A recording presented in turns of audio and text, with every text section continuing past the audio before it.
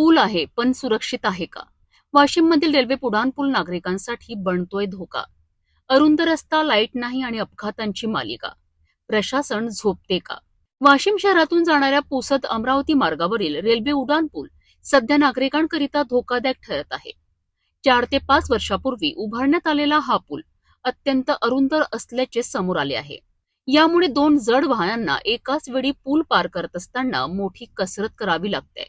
परिणामी येथे वारंवार किरकोळ ते गंभीर अपघात घडत आहेत. याशिवाय या पुलावर अद्याप स्ट्रीट लाईटची कोणतीही व्यवस्था नाही. रात्रीच्या वेळी परिसरात पूर्ण अंधार पसरतो. यामुळे वाहन चालक आणि पादचाऱ्यांना मोठा त्रास सहन करावा लागतोय.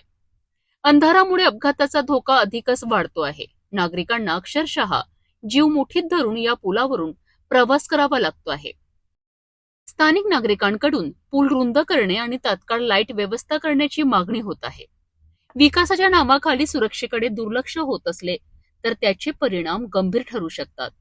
आता प्रशासन याकडे किती लवकर लक्ष देते हे पाहणं महत्वाचं आहे.